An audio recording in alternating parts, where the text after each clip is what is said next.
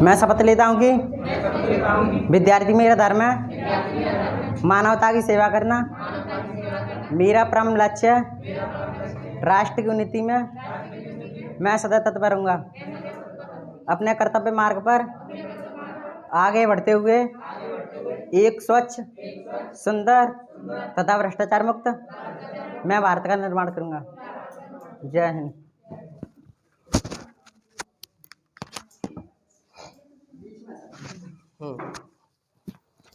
तो आज जो है हम लोग अध्ययन करेंगे पृथ्वी की आंतरिक संरचना के बारे में। देखो, अब तक हम लोगों ने जो अध्ययन किया है उसमें थोड़ा सा फ्लैशबैक करते हैं, बताते हैं क्या क्या पढ़ लिया हम लोगों ने भूगोल में।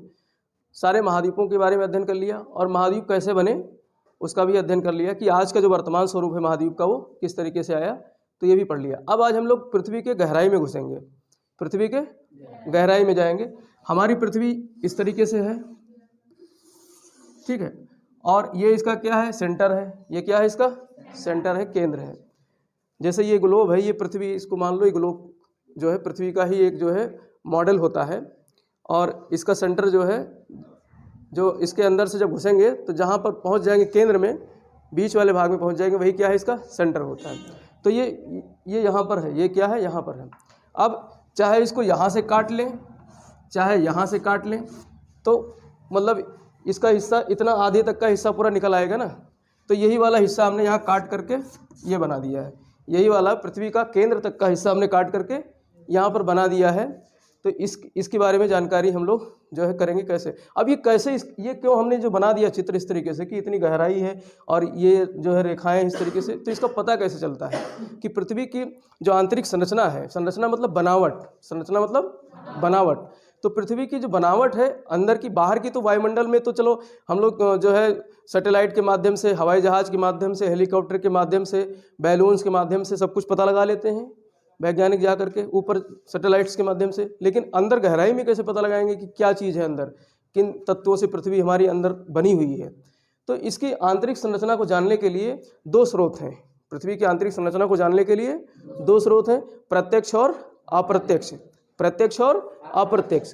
अगर अप्रत्यक्ष स्रोत की बात करें तो अप्रत्यक्ष स्रोत में पृथ्वी के अंदर जाओगे तो तापमान में वृद्धि होती है, घनत्व में वृद्धि होती है, दबाव में वृद्धि होती है। तो लेकिन इसके एक लिमिट है, एक सीमा है गहराई में जाने की, पृथ्वी के गहराई में जाने की। अभी तक इस पृथ्वी पर जो खनन किया जाता है, जहाँ से जो है खनिज पदार्थ निकाले जाते हैं, सोना वगैरह, तो अभी दक्षिण अफ्रीका में मैक्सिमम लगभग 2 से 3 किलोमीटर गहराई तक खनन, सोने की खाने जो है दक्षिण अफ्रीका में बताया सोने मिलते हैं ज़्यादातर ड्रेकन्सबर्ग वाले क्षेत्र में, ड्रेकन्सबर्ग पर्वत क्षेत्र है। तो वहाँ से जो है सोने की खदानें लगभग 2 से 2.5-3 किलोमीटर की गहराई तक केवल खोद करके सोना निकाला गया है। उससे ज़्यादा गहराई अभी पृथ्वी पर कोई खोद नहीं पाया है। और समुद्र की बात करें तो समुद्र से जो है वो निकालते हैं, पेट्रोलियम वगैरह, गैस वगैरह निकालते हैं। तो वहाँ पर काफ़ी गहराई तक ड्रिलिंग की जाती है, खुदाई की जाती है, लेकिन वहाँ मनुष्य नहीं जाते हैं। वहाँ पर मशीनों के माध्यम से, जैसे हम बोरिंग करते नहीं हैं समर के लिए, तो वो मशीन से ही तो होती है। इस तरीके से ड्रिल करते हैं कि आदमी जाके खोदता है उसमें फावड़े से, नहीं जाता है। तो ऐसे ही ड्रिल मशीन से जो है जो खुदाई की जाती है समुद्र में, तो उसको ड्रिलिंग बोलते हैं, सी ड्रिलिंग, ओशन ड्रिलिंग। तो ड्रिलिंग के माध्यम से भी अभी ज़्यादा कुछ पता नहीं चल पाया है। और पृथ्वी की सबसे गहरे पॉइंट की अगर बात करें समुद्र में, तो 11 किलोमीटर के करीब गहरा है। लेकिन हम तो यहाँ पूरा जो है खोल करके रख दिए, 6371 किलोमीटर तक की गहराई का पूरा पता लगा लिए हैं। तो अब ये किस तरीके से जो है इसका पता कैसे चलता है कि ये इतनी गहरी है, पृथ्वी का सेंटर यहाँ इतना है। तो इसके लिए यही स्रोत, जो अप्रत्यक्ष स्रोत हैं, तापमान, दबाव और जो है घनत्व, तो इससे ज़्यादा कुछ पता नहीं चलता है। तो फिर यहाँ पर प्रत्यक्ष स्रोत का सहारा लिया जाता है, प्रत्यक्ष स्रोत का सहारा लिया जाता है। उसमें भी जैसे कुछ कभी पृथ्वी पर हमने बताया कि बहुत उल्कापात हुए हैं, उल्कापिंड आज भी गिरते हैं। और जुरासिक युग में, ट्रेसिक युग में बहुत ज़्यादा उल्कापिंड गिरे थे पृथ्वी पर, क्योंकि उस समय पृथ्वी बनी थी सूर्य से विखंडित होकर के। तो बहुत सारे सूर्य के मलबा जो थे वो तैर रहे थे, वही सब गिर रहे थे पृथ्वी पर। तो उसके गिरने से तो इसका मूवमेंट, इसकी जो रोटेशन की गति वो कम हुई थी, घूर्णन की गति। तो आज भी कहीं ना कहीं उल्का गिर जाते हैं। तो जब उल्का वो गिरते हैं तो वैज्ञानिक क्या करते हैं, उनका जो है अध्ययन करते हैं, उनको फोड़ फाड़ करके गहराई में अंदर जा करके चूर्ण बना करके उसके तत्वों का अध्ययन करते हैं, क्योंकि वो उसी से पृथ्वी भी बनी है। तो उससे भी पता लगा लेते हैं कि पृथ्वी की हमारी आंतरिक संरचना कुछ इस तरीके से होगी, अर्थात उल्का पिंड के माध्यम से। और हमारी पृथ्वी पर क्या होते हैं, ज्वालामुखी का उद्गार होता है। अब ज्वालामुखी का उद्गार होता है तो वहाँ से लावा निकलता है, मैग्मा जो अंदर भरा रहता है वो बाहर निकलता है तो लावा आ जाता है। तो उस लावा का अध्ययन वैज्ञानिक करते हैं, तो उसके माध्यम से भी पता लगाते हैं। लेकिन ये सब जो है सीमित स्रोत हैं, ये सब क्या है सीमित स्रोत हैं। तो एक स्रोत बचता है जो पृथ्वी की गहराई तक जो है जाता है, वो है भूकंपीय तरंगे। वो क्या है, भूकंपीय तरंगे। तरंगों के माध्यम से बहुत कुछ जानकारी पता चल जाती है। तो भूकंपीय तरंग एक ऐसा जो है साधन है जिसके माध्यम से पृथ्वी की आंतरिक संरचना का पूरा जो है एक खाका वैज्ञानिकों ने खींचा है, वैज्ञानिकों ने एक खाका पूरा खींचा है। इसके पहले एक एडवर्ड स्विस नामक व्यक्ति थे, एडवर्ड स्विस, एक नाम था एडवर्ड स्विस, ठीक है। एडवर्ड स्विस नामक एक जो है विद्वान थे जिन्होंने पृथ्वी की आंतरिक संरचना जो बनाई थी उसको 3 भागों में बांटा था। 3 भाग तो अभी भी हैं, लेकिन उन्होंने 3 भागों में रासायनिक संरचना बताई थी। पृथ्वी की आंतरिक संरचना को 3 रासायनिक भागों में बांटा था, रासायनिक परिवर्तन के आधार पे। तो उन्होंने बताया था कि जो पृथ्वी है, सबसे ऊपरी जो सतह है इसकी, उसको बोलते हैं सियाल। क्या बोलते हैं, मैंने बताया भी था कि जो ऊपरी सतह है पृथ्वी की उसको क्या बोलते हैं, सियाल। अब सियाल में 2 इसमें जो है लेटर्स हैं, SI और AL। SI का मतलब होता है सिलिकॉन, AL का मतलब होता है एल्युमिनियम। और ये दोनों हल्के पदार्थ हैं, दोनों क्या है, हल्के पदार्थ हैं। सिलिकॉन बालू के कण होते हैं, सिलिका होते हैं ना बालू, रेत, तो मोस्टली रेत है, और एल्युमिनियम भी हल्का है। तो ऊपर क्या है, हल्के पदार्थ हैं, ऊपर क्या है, हल्के। अब ये कैसे पता चलता है कि ये हल्के हैं, तो इनका घनत्व निकाला जाता है। इनका क्या निकाला जाता है, घनत्व। तो इनका घनत्व कैसे निकालते हैं, इनका घनत्व निकालने, घनत्व का मैंने बताया था ग्राम जो है क्यूब में निकालते हैं, प्रति ग्राम क्यूब में निकालते हैं। जैसे बोतल है किसी के पास, बोतल का ढक्कन देना मेरे को। जैसे भी ये ढक्कन है बोतल का, ठीक है। अब ये ढक्कन, इसकी ऊंचाई भी है, चौड़ाई भी है और गहराई भी है। 3 डायमेंशन है ना, ऊंचाई भी, चौड़ाई भी, गहराई भी। अब इसमें किसी क्षेत्र की मिट्टी उठाकर भर दें, फिर उसका वजन कर लें, उसका वजन कर लें। मान लेते हैं इसमें 1 ग्राम मिट्टी आएगी, इसमें 1 ग्राम मिट्टी आएगी। 1 ग्राम इसका जो है, 1 ग्राम ऊंचाई भी हो गई 1 ग्राम, और 1 ग्राम इसकी मिट्टी की गहराई भी हो गई, और 1 ग्राम इसकी जो है चौड़ाई भी हो गई। सब गुणा करेंगे तो कितना आ जाएगा, 1 ग्राम। तो इसको लिखेंगे 1 ग्राम प्रति जो है cubic centimetre, cubic metre, cubic gram उसमें आ जाएगा, हाँ सेंटीमीटर में आ जाएगा, क्यूबिक सेंटीमीटर, 1 ग्राम प्रति क्यूबिक सेंटीमीटर में। तो इस तरीके से इसका घनत्व निकालते हैं किसी भी तत्व का। तो यहाँ पर जो सियाल का घनत्व निकाला उन्होंने, तो लगभग औसत घनत्व लगभग 2.5 आया। कितना आया, 2.5 आया। अर्थात इसमें जो मिट्टी भरी होगी उसको जो वजन किया 1 सेंटीमीटर तक भर करके, और जितना उसका वजन आया 1 ग्राम में, तो कितना आया, वो लगभग 2.5 इसका घनत्व आया। तो इस तरीके से घनत्व इस तरीके से निकालते हैं। तो सिलिका और एल्युमिनियम से बना हुआ है ये ऊपर वाला परत। ये किसने बताया था, एडवर्ड स्विस। और इसके नीचे इन्होंने बताया था एक परत है जिसका नाम है सीमा, जिसमें सिलिका और मैग्नीशियम की अधिकता होती है। इसमें भी सिलिका है, रेत के कण है, बालू के कण है, और मैग्नीशियम है। मैग्नीशियम थोड़ा सा एल्युमिनियम से भारी हो जाता है। इसके बाद इसके नीचे इन्होंने तीसरी परत बताई जो कि निफे है। क्या है, निफे दो जो है उससे बने हैं अक्षरों से। Ni एक अलग हो गया, Ni मतलब निकिल, और Fe जो है लोहे का ये फार्मूला है, Fe लोहे का फार्मूला है जिसको फेरस कहते हैं। Fe को क्या कहते हैं, फेरस। और फेरस की हिंदी क्या है, लोहा। आयरन तो अलग चीज़ हो गया, मतलब वही चीज़ है आयरन से, लेकिन इसका जो वैज्ञानिक नाम है क्या है, फेरस। तो Fe इसका फार्मूला हो गया, तो निफे कहते हैं। तो इस तरीके से एडवर्ड स्विस महोदय ने पृथ्वी की आंतरिक संरचना को 3 भागों में बांटा था। उसका नामकरण क्या किया था, सियाल, सीमा और निफे। अब ये प्रश्न आता है कि पृथ्वी की आंतरिक संरचना को रासायनिक संगठन के आधार पर किसने डिवाइड किया था, एडवर्ड स्विस महोदय ने। कितने प्रकार बताए, 3, सियाल, सीमा और निफे। सबसे ऊपर कभी कभी आ जाता है इसको अरेंज करने के लिए, कभी कभी अरेंज करने के लिए, तो सबसे ऊपर क्या है, सियाल है, उसके बीच और सीमा है, और उसके नीचे निफे। तो बीच में सीमा हो गया, और ऊपर सियाल और नीचे निफे। तो ये एडवर्ड स्विस महोदय के अनुसार है। अब हम लोग जो वैज्ञानिक पद, जो हमारा जो है वैज्ञानिक तरीके से इसको जो खोजा वैज्ञानिकों ने, तो वो उसका कुछ आधार जो देखा उन्होंने, भूकंपीय तरंगे, सेस्मिक वेव्स के आधार पे, भूकंपीय तरंगों के आधार पे इन्होंने जो है पता लगाया। तो भूकंपीय तरंगे, उसकी जो है गति को जानना, भूकंपीय तरंगों के कैरेक्टरिस्टिक्स चरित्र को जानना जरूरी है, तभी तो हम पता लगा पाएंगे कि हमारी पृथ्वी की आंतरिक संरचना कैसी है। तो भूकंपीय तरंगे 3 प्रकार की होती हैं, मोस्टली कितने प्रकार की होती हैं? 3। एक पी तरंग होती है और एक एस तरंग होती है और एक एल तरंग होती है। पी तरंग, एस तरंग और एल तरंग। भूकंपीय तरंगे 3 प्रकार की होती हैं। पी मतलब प्राइमरी या प्राथमिक बोलते हैं, और एस मतलब सेकेंडरी या द्वितीयक बोलते हैं, और एल मतलब ये सतहीय तरंग या धरातलीय तरंग जो धरातल पे चलती हैं। तो अब ये तरंग कैसे उत्पन्न होती हैं? पृथ्वी की गहराई में लगभग कभी कभी 200 किलोमीटर की गहराई पे, कभी कभी 700 1000 किलोमीटर की गहराई पे ये तरंगे उत्पन्न होती हैं। ये तरंगे उत्पन्न होती हैं। उत्पन्न क्यों होती हैं? प्लेट टेक्टोनिक्स के कारण। प्लेट टेक्टोनिक्स के कारण हमने इसीलिए कल प्लेट टेक्टोनिक्स पढ़ाया था कि प्लेट्स का क्या होता है? मूवमेंट्स होता है, उसमें टेक्टोनिक गतिविधियां होती हैं। टेक्टोनिक गतिविधियां होती हैं जिसके कारण तरंगे उत्पन्न होती हैं। और वो तरंगे उत्पन्न होती हैं तो 3 प्रकार की तरंगे उत्पन्न होती हैं। पहली जो तरंग उत्पन्न होगी उसको बोलते हैं पी तरंग। क्या बोलते हैं? तो भूकंपीय तरंगों में सबसे पहली तरंग कौन सी उत्पन्न होती है? पी। इसको प्राइमरी बोलते हैं, तो प्राइमरी का पहला अक्षर पी ले लिया तो इसको पी वेव्स कहते हैं, पी तरंग कहते हैं, या इसको प्राथमिक कहते हैं, इसको प्राथमिक तरंग कहते हैं या प्रमुख तरंग कहते हैं। और ये तरंग जो है सबसे फास्ट चलती है। ये तरंग सबसे फास्ट चलती है, सबसे तेज चलती है। जैसे बंदूक की गोली लिया, बंदूक चलाया तो फास्ट जाएगी, लेकिन वो छेद कितना करेगी? बहुत कम, मतलब उसका जो क्षेत्रफल होगा छेद करने का कम होगा, लेकिन निकल जाएगी, आर पार करके चली जाएगी। तो ऐसे ये बहुत फास्ट चलती है, लेकिन इसका ज़्यादा प्रभाव पृथ्वी पर नहीं पड़ता है। ज़्यादा प्रभाव इसका नुकसान ज़्यादा नहीं करती है, लेकिन फास्ट चलती है, तो बहुत फास्ट चलती है। तो इसको जो है कुछ इस तरीके से देख सकते हैं। ये इसको बोलते हैं तरंग दैर्ध्य। ये जो बना रहे हैं वेवलेंथ इसको बोलते हैं। यहाँ थोड़ा सा एस में थोड़ा सा बड़ा हो जाएगा और एल में थोड़ा सा और बड़ा हो जाएगा। तो इस तरीके से इसकी जो है वेवलेंथ होती है।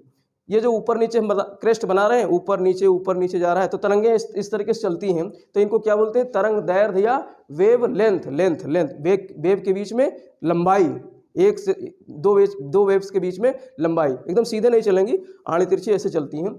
तो प्राथमिक वेव्स जो है, अब ये इसकी जो दूरी है तरंगों के बीच में चलने की, वो गैप कम होता है, इसलिए बहुत फास्ट चलती हैं। और जब इसको ज़्यादा दूर तक जाना होगा, मान लो कोई दौड़ रहा है बच्चा और वो इस तरीके से दौड़ते हुए जाए, कुछ दूर, जैसे 100 मीटर की दूरी तय करनी है किसी बंदे को, वो सीधे दौड़ते जाए, और एक बंदा जो है कुछ ऐसे लहरा के जा रहा है, और एक बंदा ज़्यादा दूर तक ऐसे जा रहा है, तो कौन पहले पहुँचेगा? सीधे दौड़ने वाला, और उसकी स्पीड भी तेज़ होगी। और जो थोड़ा सा चक्कर मकर करके जाएगा वो, उसकी स्पीड कम हो जाएगी और देर से पहुंचेगा। और जो और ज़्यादा राउंड मार के जाएगा उसकी स्पीड और कम हो जाएगी और देर से पहुंचेगा। तो इसी के अनुसार पहले पी वेव्स फर्स्ट पहले पहुंचती है, फिर एस वेव्स पहुंचती है, उसके बाद में एल वेव्स पहुंचती है। ठीक है, तो ये मैग्नीट्यूड जो है इसका ये है। अब ये प्राथमिक वेव्स की कुछ विशेषताएं हैं। जैसे प्राथमिक वेव जो है ध्वनि तरंगों के समान चलती है। तो प्रश्न आता है, दे देगा प्राथमिक वेव्स जो है ये किस भांति जो है ये अपना इसकी कैरेक्टरिस्टिक या विशेषताएं किस तरंग के भांति है? तो ध्वनि तरंग के भांति है। किस भांति है? ध्वनि तरंग के भांति है। ध्वनि तरंग कैसे चलती है? वो लॉन्गिट्यूडनल चलती है। हमने पढ़ा ना लॉन्गिट्यूड पढ़ा है। लॉन्गिट्यूड मतलब देशांतरीय, सीधी रेखा में। तो ये लॉन्गिट्यूडनल चलती है। इसको बोलते हैं लंबवत या फिर लॉन्गिट्यूडनल या फिर अनुदैर्ध्य। हाँ, तो इस तरीके से ये लॉन्गिट्यूडनल चलती हैं, ध्वनि तरंग के समान जो है कार्य करती हैं। और चलती किस तरीके से हैं? लंबवत या अनुलंब चलती हैं, लंबकोणीय चलती हैं। तो इस तरीके से ये इसकी विशेषता होगी। और ये तीनों पदार्थों से होकर के गुजर जाती हैं, क्योंकि फास्ट चलती हैं। तो चाहे ठोस आ जाए, चाहे द्रव आ जाए, चाहे गैस आ जाए, तीनों पदार्थों से चली जाती हैं। अब ये पदार्थ इसका पता लगा लेंगे, जब ये तीनों पदार्थों से चलती तभी तो हम इसकी संरचना का पता लगाएंगे। और जो सेकेंडरी तरंग है ये जो है इसके बाद उत्पन्न होती है। जैसे ऐसे उदाहरण समझो, सिनेमा की जो है टिकट लेने के लिए लाइन लंबी सी लगी हुई है। आजकल तो ऑनलाइन बुकिंग होती है, लेकिन पहले हम लोग सिनेमा देखने जाते थे तो लंबी लाइन लगी होती थी। विंडो से लेकर के पीछे 50 लोग लाइन में लगे होते थे। अब जो है जो लेट पहुंचा हो तो पीछे पहुंचेगा, पीछे खड़ा होगा। अब जो है 5 मिनट बचे हैं शो चालू होने का लिए, तो अब सोचते हैं पैसा दे रहे हैं तो पूरा शुरुआत से कास्टिंग से देखे ना, तो पीछे वाला क्या करेगा? धक्का मारेगा। तो एक लहर उत्पन्न होगी कि नहीं? पीछे वाला धक्का मारेगा तो जो खिड़की पे खड़ा है वहाँ तक लहर आएगी, और खिड़की वाला बेचारा जो इसका थोबड़ा खिड़की पे टकरा जाएगा। और फिर वो क्या करेगा, उधर से हौंचेगा पीछे से, आगे से वो खिड़की के पास से हौंच मारेगा तो पीछे तक लहर जाएगी, और पीछे बेचारा कोई सपोर्ट है नहीं तो पीछे वाला क्या होगा, गिर जाएगा। अब वो कहेगा अब हमको तो टिकट मिलने से रहा, अब हम इस जो है इस रेखा को ख़त्म करते हैं। तो वो क्या करेगा, खड़ा होगा, फिर दौड़ करके आएगा, पहुँच देगा पूरा। तो बहुत तेज़ी से जो है लहर उत्पन्न होगी, बहुत तेज़ी से लहर उत्पन्न होगी। अब आगे वाले का थोबड़ा बिगड़ जाएगा, उसके भौगोलिक ज्योग्राफी जो है थोबड़े का खराब हो जाएगा। आंखें सुरक्षित रहेंगी जो है पिक्चर देखने के लिए, लेकिन थोड़ा भूगोल उसका चेहरे का खराब हो जाएगा। तो इस तरीके से ऐसे लहरें चलती हैं। कौन सी, प्राथमिक, यानी आगे जा रही है फिर पीछे आ रही है, फिर आगे जा रही है फिर पीछे आ रही है। तो ये प्राथमिक तरंग हो गई, जिसको बोलते हैं ध्वनि तरंगों के समान जो है व्यवहार करती है, और इस तरीके से अनुलंब चलती है, कभी आगे जा रही है कभी पीछे जा रही है। मतलब तरंग तो सीधे जा रही है, लेकिन उसके साथ जो कण चलते हैं, उसके साथ जो कण चलते हैं वो आगे पीछे इसी तरीके से चलते रहते हैं। तरंग, भाई उसने धक्का मारा तो तरंग तो सीधे जा रही है, तरंग तो सीधे जा रही है, लेकिन आदमी तो उसमें ऐसे ऐसे लहर मार रहे हैं, आगे पीछे हो रहे हैं। तो इस तरीके से उसमें जो है कण जो होते हैं तरंग के साथ चलते हैं, वो आगे पीछे चलते हैं। भाई जैसे ये तरंग ऐसे चल रही है, ये तरंग ऐसे चल रही है, और यहाँ कण आया तो यहाँ गिरा, फिर इस पर चढ़ा जैसे ही, फिर यहाँ से पीछे से बैक मारा, फिर इधर आ गया। तो इस तरीके से कण जो है आगे पीछे चलते हैं, किसमें, प्राथमिक तरंग में। और जो सेकेंडरी वेव्स है, अब इसी में मान लेते हैं, इसी उदाहरण से समझो, सिनेमा लाइन वाले से। अब इसी में बीच वाला तो फंसा हुआ है बेचारा, उधर से धक्के आ रहे हैं तो भी जो है दब रहा है, पीछे से आ रहा है तो भी दब रहा है, आगे से आ रहा है तो भी। तो बीच वाला कहेगा भैया इसे अच्छा हम घर चलते हैं, तो वो अपना लंब को वो जो है क्या बनाएगा, समकोण बना करके निकल जाएगा। जैसे ये लाइन लगी है और उसने समकोण बना करके वो घर चला जाएगा, वहीं से लाइन तोड़ेगा, उसके इधर से कुछ लोग निकलेंगे, कुछ लोग इधर से नीचे निकलेंगे, तो उसके पीछे भी चल देंगे, घर जाने वाले भी तैयार हो जाएंगे। तो ये कैसे गए, समकोणिक स्थिति में गए। कैसे गए, समकोणिक स्थिति में गए। तो ये जो है ये कैसा हो गया, ये जो है ट्रांसवर्ज हो गया। ये कैसा हो गया, ट्रांसवर्ज हो गया। तो जो सेकेंडरी वेव्स हैं वो कैसी हैं, ट्रांसवर्ज हैं, या फिर इसको जो है हिंदी में कहते हैं समकोणिक, हिंदी में कहते हैं समकोणिक, या फिर अनुदैर्ध्य तो उसके लिए कहा था, किसके लिए, लॉन्गिट्यूडनल के ये अनुप्रस्थ, हाँ, इसके लिए ट्रांसवर्ज को हिंदी में अनुप्रस्थ बोलते हैं। तो ये अनुप्रस्थ दिशा में चलती है। इसमें जो तरंगे तो सीधी जा रही हैं, लेकिन इसके कण जो हैं वो कैसे चल रहे हैं, समकोण बना करके चल रहे हैं। जैसे कि ये लाइन तोड़ करके और अपने घर गया है, अपने घर जा रहा है। तो इस तरीके से अब ये जब घर चला जाएगा, अब यहाँ से एल भी इसी उदाहरण से समझो। अब घर जाएगा, पिक्चर तो देख नहीं पाया है, और पूरा मन अशांत रहेगा, घर जाएगा तो पूरा मन अशांत रहेगा। फिर वो वहाँ एक नया तरंग उत्पन्न करेगा अपने घर जा करके, बच्चों को पीटेगा, गुस्सा तकिए पे निकालेगा, ठीक है, क्योंकि यहाँ से गुस्सा भर के गया है सिनेमा हॉल से। तो वहाँ पर अब एल तरंग उत्पन्न हो जाएगा, वहाँ पर एल तरंग, मतलब पावर तो कम है क्योंकि यहाँ से धक्का खाया था, तो घर पहुँचते पहुँचते धक्का उसका कमज़ोर हो जाएगा, लेकिन कमज़ोर धक्का वो ले जा करके कहाँ उतारेगा, घर में। तो घर में अपना धक्का उतारेगा तो विनाश करेगा, घर में जा करके विनाश करेगा। तो विनाशकारी कौन सी तरंग होती है, एल तरंग होती है।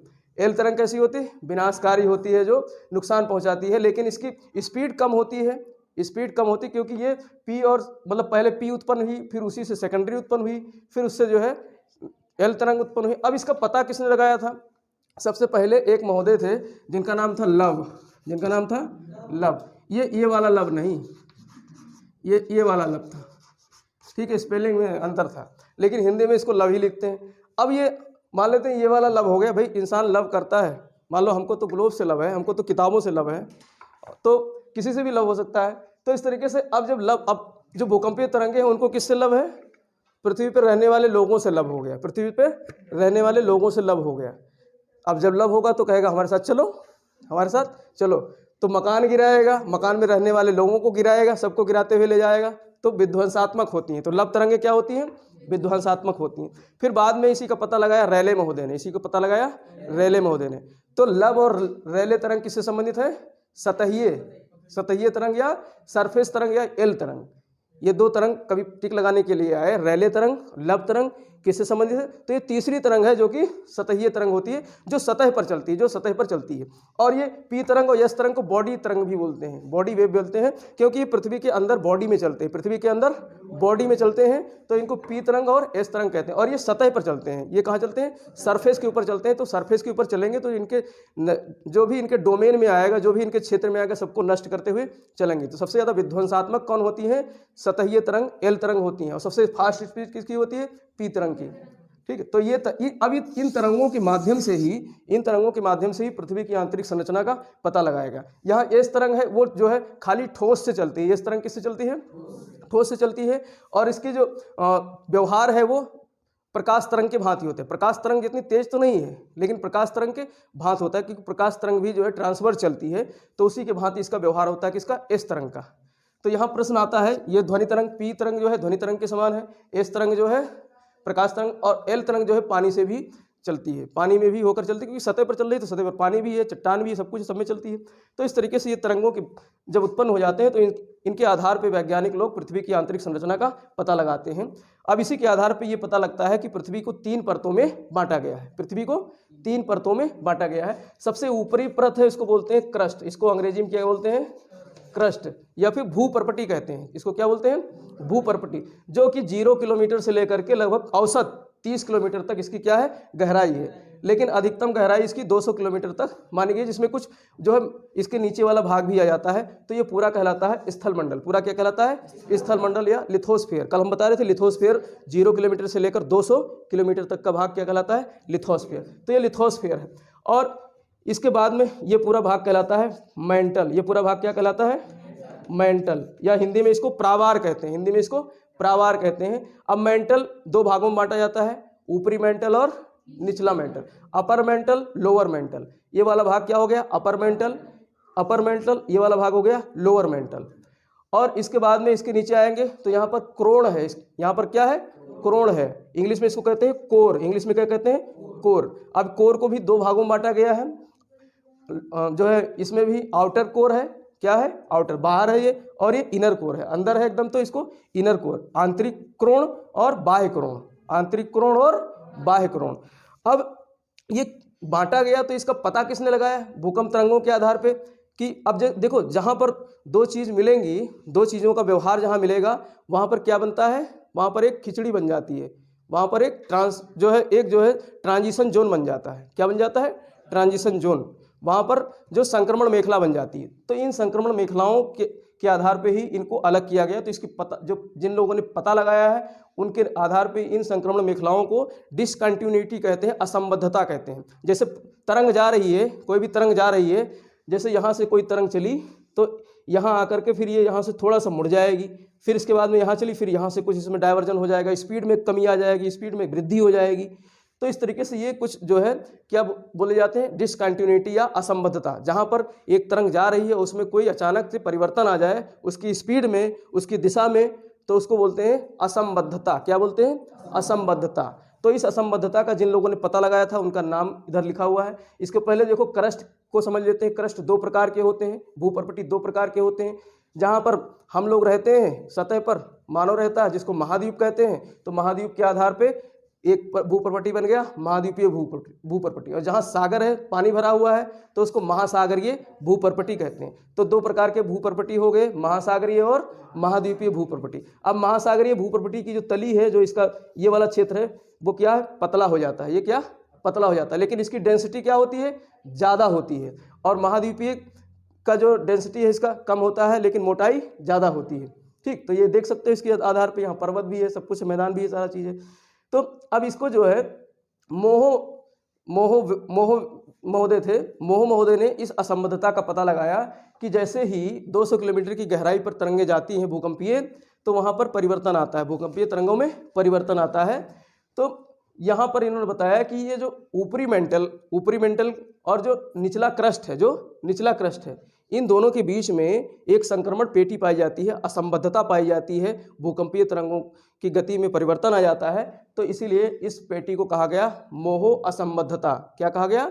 मोह असंबद्धता। इसके बाद में ये जो मेंटल है, और ये यहाँ से लगभग 2900 किलोमीटर तक, 200 किलोमीटर से लेकर के लगभग 2900 किलोमीटर तक क्या है? ये मेंटल है। क्या है? मेंटल है। अब इस मेंटल को 2 भागों में बांटा गया है। 700 किलोमीटर पे एक रेखा बनती है जहां पर जो तरंगे चलती हैं उनके व्यवहार में परिवर्तन आ जाता है। तो इसका पता लगाया रेपेटी महोदय ने। किसने लगाया? रेपेटी महोदय ने। तो इनके नाम के आधार पे एक संक्रमण मेखला या असंबद्धता का पता चला, तो उसको बोलते हैं रेपेटी असंबद्धता, रेपेटी डिसकंटिन्यूटी। ठीक, तो ये किसके बीच में है? ये है जो है अपर मेंटल और लोअर मेंटल के बीच में। प्रश्न यहाँ पे आता है, निश्चित आता है कि जो है रेपेटी संक्रमण मेखला या रेपेटी जो है असंबद्धता किन क्षेत्रों को अलग करती है, तो दे देगा उसमें दोनों कोर को, यानी upper core outer core lower core को, या अपर मेंटल लोअर मेंटल को, या मेंटल को क्रोड से, या मेंटल को जो है क्रस्ट से। तो इसको ये दोनों मेंटल को अलग करता है। कौन से? अपर मेंटल और लोअर मेंटल। कौन अलग करता है? रेपेटी असंबद्धता। इसके बाद में 2900 किलोमीटर से लेकर के अंतरतम तक, अंतरतम तक मतलब क्रोड तक, गहराई तक, केंद्र तक 6371 किलोमीटर की गहराई तक जो है ये कहलाता है 2900 किलोमीटर से क्या कहलाता है? कोर कहलाता है, या हिंदी में क्रोड़ कहते हैं। कोर कहलाता है, हिंदी में इसको क्या बोलते हैं? क्रोर। बाहर वाले कोर को क्या कहते हैं? आउटर कोर, और अंदर वाले को इनर कोर कहते हैं। अब इसमें भी तरंगे जब चलती हैं तो इसमें भी उनके जो है व्यवहार में परिवर्तन आ जाता है। लगभग 5000 किलोमीटर के आसपास, 5150 है शायद, हमको उसमें देखना कितना लिखा हुआ है, 5150 किलोमीटर है। तो ये लगभग 5150 किलोमीटर की गहराई में जा करके, 5150 है ना, यहाँ गलत लिख गया, ये 5150 किलोमीटर की गहराई पर जा करके यहाँ पर तरंगों के व्यवहार में परिवर्तन आ जाता है। और इसका पता किसने लगाया था? लेहमैन ने। तो लेहमैन डिसकंटिन्यूटी या लेहमैन असंबद्धता किससे संबंधित है? आउटर कोर और inner core. Outer core inner core को कौन अलग करता है? Lehman discontinuity. तो इस तरीके से अब इसमें देखो, जो इनकी जो एक चीज प्रश्न आता है कि जो आउटर कोर है ये किस अवस्था में है? आउटर कोर किस अवस्था? भाई गहराई में जाएंगे तो तापमान बढ़ेगा, दबाव बढ़ेगा, तापमान और दबाव बढ़ेगा तो कोई भी पदार्थ वहाँ क्या होगा? गलित अवस्था में होगा। लेकिन यहाँ पर इसका विपरीत होता है। आउटर कोर जो है ये किस अवस्था में है? द्रव अवस्था में है। और जो इनर कोर है ये ठोस अवस्था में है। इनर कोर किस अवस्था में है? ठोस अवस्था में है। लेकिन आउटर कोर किस अवस्था में? द्रव। यहाँ पर तो नियम काम कर रहा है, लेकिन यहाँ आकर नियम फेल क्यों हो जाता है? इसका एक उदाहरण आप ले लो। जैसे हमारी अम्मा है, बहन है, वो क्या बनाती हैं? और रोटी बनाने के लिए आटे को गूंथती है ना, गूंथ करके फिर उसको गोल गोल घुमाती हैं, लोई बनाती हैं। तो ऐसे अगर खूब ज़्यादा समय तक उसको लोई बनाते रहो, या मिट्टी का हम लोग पहले जो है वो बनाते थे, गिनने के लिए गोलियां बनाते थे, ठीक है, 1 से मतलब 100 तक की गोली बनाते थे मिट्टी की, फिर उसी से हम लोग जोड़ घटाव करते थे। तो कभी कभी खूब देर तक उसको रगड़ते रहते थे। जब ज़्यादा रगड़ेंगे तो डेंस ज़्यादा हो जाएगा ना, डेंस ज़्यादा हो जाएगा तो उसमें जो है जो द्रव पदार्थ हो वो भी जो है ठोस हो जाएगा। तो ऐसे ही यहाँ पर अंदर दबाव ज़्यादा है, अंदर जो है दबाव ज़्यादा है, तो अंदर दबाव ज़्यादा होने की वजह से यहाँ पर तापमान भले ही ज़्यादा है लेकिन दबाव अधिक है, तो इसकी वजह से यहाँ पर जो गलित पदार्थ है वो किस रूप में है? ठोस रूप में है। तो आंतरिक क्रोर जो इनर कोर है, आंतरिक क्रोड या इनर कोर है, वो किस अवस्था में है? ठोस अवस्था में है। अभी पता किससे लगा है? इन तरंगों के माध्यम से, क्योंकि यहाँ पर जो है पी तरंग यहाँ लुप्त हो जाती है, पी तरंग आउटर कोर में लुप्त हो जाती है। तो इससे वैज्ञानिकों ने पता लगाया कि पी जो आउटर कोर है वो किस अवस्था में है? द्रव अवस्था में है। वो किस अवस्था में? द्रव अवस्था में। तो इस तरीके से इन तरंगों के आधार पे इस पृथ्वी की आंतरिक संरचना का जो है पूरा खाका पता लगता है कि किस तरीके से। तो यहाँ पर एक बार रिपीट करते हैं, मोटा मोटी पृथ्वी को 3 भागों में बांटा गया। वैसे एडवर्ड स्वेस ने भी 3 भागों में बांटा। पहला जो है स्याल कहा गया, ऊपरी परत को क्या कहा गया? स्याल कहा गया, मध्यवर्ती परत को कहा गया सीमा, और जो कोर है उसको उन्होंने निफे कहा, क्योंकि रासायनिक संरचना के आधार पर उन्होंने नामकरण किया था। है वही चीज़, यहाँ भी वो तत्व पाए जाते हैं। अगर इसकी घनत्व की बात करें सभी की, तो क्रस्ट का घनत्व लगभग 2.5 है। क्रस्ट का घनत्व कितना है? 2.5 है। और मेंटल का घनत्व, औसत घनत्व की बात कर रहे हैं, मेंटल का औसत घनत्व लगभग 4 है। और इसके अंदर जाएंगे तो और औसत घनत्व लगभग 11 है। अब इसको सबको अगर जोड़ करके 3 से भाग दे दोगे तो लगभग 5.6 5.7 आएगा, जो कि औसत घनत्व पृथ्वी का कितना है? 5.5 है। औसत घनत्व 5.5 या 5.6 या कुछ किताबों में 5.7 तक लिखा मिलता है औसत घनत्व। हम जब पढ़ा रहे थे पृथ्वी के बारे में कुछ जानकारी दी थी तो मैंने बताया था पृथ्वी का औसत घनत्व क्या है? 5.5 है। तो इस तरीके से इनका ये औसत घनत्व है। प्रश्न आएगा कि जो है भूप्रपटी का औसत घनत्व कितना है, मतलब सब। अब यहाँ ये ऐसे नहीं पूछेगा जनरल परीक्षाओं में, लेकिन तीनों का दे देगा, इसमें से किसका घनत्व अधिक है, किसका घनत्व अधिक है। तो कोर का घनत्व अधिक है, क्रोड का घनत्व अधिक है, फिर उससे कम मेंटल का है, फिर उससे कम क्रस्ट का है। तो इस तरीके से जो है ये 3 पृथ्वी की आंतरिक संरचना हो गई। भूपर्पटी, मेंटल या उसको प्रावार भी बोलते हैं, और कोर को क्रोड भी बोलते हैं। तो 3 भागों में पृथ्वी की आंतरिक संरचना को बांटा गया है। पता लगाने का सबसे जो अच्छा स्रोत है भूकंपीय स्रोत है। भूकंपीय स्रोत पी तरंग, एस तरंग और एल तरंग है। एल तरंग को लव तरंग और रैले तरंग भी कहा जाता है, क्योंकि 2 अलग अलग विद्वानों ने इसकी जानकारी दी थी। ठीक, तो इस तरीके से ये हमारा जो है पृथ्वी की आंतरिक संरचना का हम लोगों ने यहाँ पर पूरा खाका खींचा है। कल देखते हैं कोई नया टॉपिक।